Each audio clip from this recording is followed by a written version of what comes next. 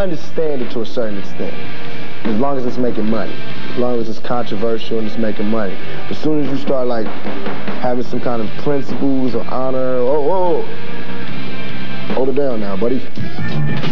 Above the Rim is the movie about basketball in the high school gym and on the street. And Tupac's character, Birdie, is the local gangster who'd rather run the show than run the floor. To Tupac's thinking, this is smart casting. Unfortunately, basketball is a contact sport. And I'm a real no-contact kind of guy. Being 165 and all, I'm not trying to bump into too many people. Basketball was never my thing, but running the basketball players, I could always relate to that. Playing the young high school basketball star lured onto a street team by Tupac's Birdie is TV-trained newcomer Dwayne Martin. And with rival gangs competing against each other, the game becomes a lot more sinister. People really didn't believe that it goes on, you know. It's like, you know, local drug dealers own teams. Instead of fighting against other drug dealers in other neighborhoods and having wars, they play ball. There's a true story in New York City. A couple of players that's playing now were in an incident where they played for this guy. The referee made a crucial call at the end. One guy, the owner, didn't like the call, and they killed the referee. Others who flesh out the cast include Marlon Wayans, Leon, who's still happy about the success of his last film, Cool Runnings, and MTV's Eric Nies. But it was Dwayne Martin who brought the film company New Line to Tilden High in his old neighborhood of Brooklyn, New York. The school used to be #2 in violence. Now they're like 90-something. These kids needed, you know, some incentive to continue to do well. Hopefully what we do is spark somebody's career. You know, somebody's going to walk away from here today and go, did you see all those girls after him? I want to be an actor. Or did you see the producer, the stack of money he had? I want to be a producer. But also it's good for the movie people too to see what it's really like to live. You know, there's no big houses here. It's all projects and tenements. You know what I'm saying? They got to really understand what they're shooting about.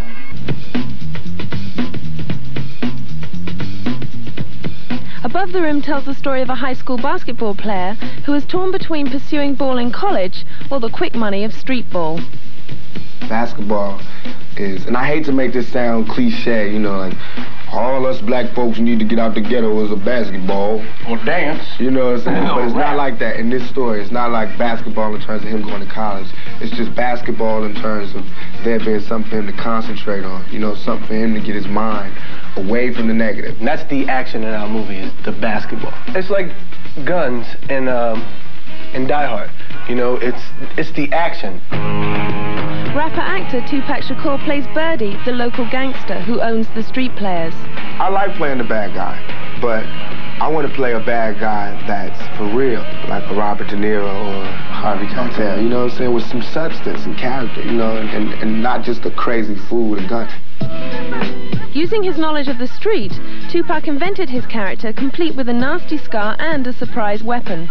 I chose a razor, because in the streets of New York and the club scenes, you know, the thugs carry razors in their mouth. And when they get into altercation, they spit it out and cut. You know what I'm saying? I was amazed. I was like, that's raw. That would really scare somebody. And that was part of the fear that I wanted to bring to Birdie. Check this out. You're not going to college or anywhere if the Birdmen don't win.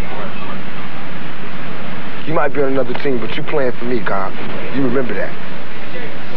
Good game.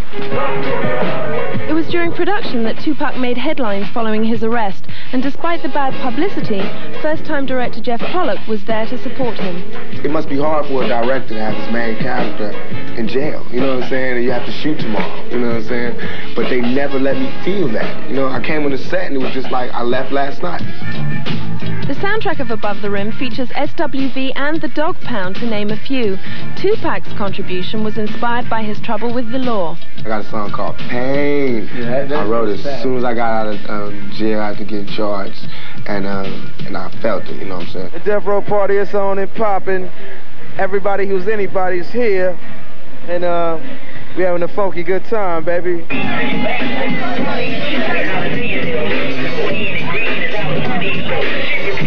Tell me about the track Pain. Producer right here for Pain. Big Stretch Dog in the house. It was all about what was going on in our environment at the time with the cases and the movie and the stress. It's all about stress and how we deal with it. You know, the pain can really get to you more than the gunshot. The pain from just being out here, not getting shot. Yeah, and I got a cut on there called Regulate with Warren G. Yeah, it's kind of dope, too. You'll be hearing about it. Guarantee you, big baby. Then it's another track on there from the Lady of Rage, produced by me and Dr. Dre. And then it's a second cut on there from the DOWGs, me and Corrupt, called Dog Pound for Life, taking nothing from nobody. Yeah, he gon' get you. The picture that you paint with your pen, that's your truth. But the picture the media paints, that's theirs. You walking us so far. Hey, I'm Dominic Santana, and you're watching Worldwide Entertainment TV. Hey, to all you folks, I'm glad you tuned in because we can straighten out a lot of things and make you comfortable. Because the new Tupac statue is for fans and the hip-hop community. Also, I want to give a shout out to WWETV, who is our official media sponsor, and everybody that they're bringing in and the work that they're putting in for us to give us the awareness and the recognition that we're doing. Salute and shout out to them also, all over the world.